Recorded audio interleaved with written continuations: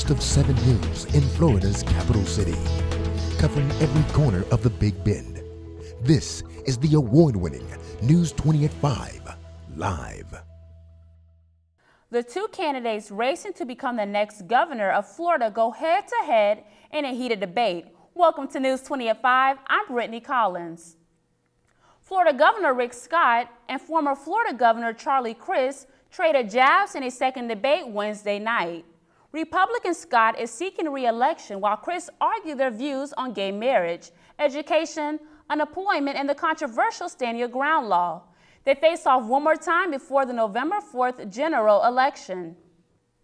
Leon County residents have a big decision to make. They will decide on the November 4th elections if they want to extend the current penny sales tax, which is set to expire at the end of 2019. The sales tax would fund several projects around Leon County, including the expansion of sidewalks and the widening of roads. If it receives a yes, it won't expire until 2039. Big news for the Tallahassee Regional Airport. The airport is currently seeking international status, which will mean flights to other countries outside of the U.S. Chris Curry, Director of Aviation at the airport, says it was both the city and the members of the Tallahassee community who came up with the idea to change the status of the airport. Well, I think it first came out of the Blueprint 2020 Sales Tax Initiative program. So I would say as part of the commissioners, city management, and also the residents have decided that Tallahassee should move forward and transition from a regional to international status. Since the groundbreaking ceremony in March, construction for the FAMU Way Extension Project has been in full swing. Multimedia reporter Antoine Shelton gives us an update on the project.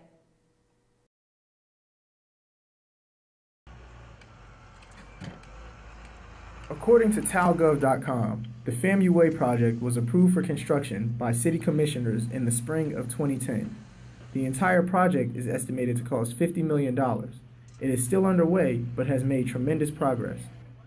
The project runs by Kingston Square Apartments, and tenant Christopher Truesdale has had his share of problems regarding construction. It's a little annoying when you try to drive out and drive in because they got the pathway is so narrow.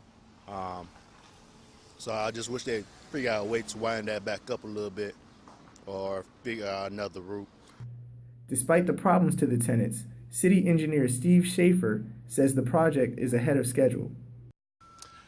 Nothing more than we would expect on a project of this magnitude. Really, it's run very smoothly since we've begun, and we are hopeful that it continues that way because right now it's allowed the contractor to stay on schedule and maybe even a little bit ahead of schedule. According to public information specialist Carrie Poole, the project always had a huge focus on community outreach and keeping citizens involved. When construction is finally completed, the FAMU Way project will consist of many amenities, such as 2-lane traffic, bicycle lanes, 4 roundabouts, and FAMU gateway signage. The project consists of 3 phases, with the first phase expected to be completed by August 2016. For News 20 at 5, I'm Antoine Shelton.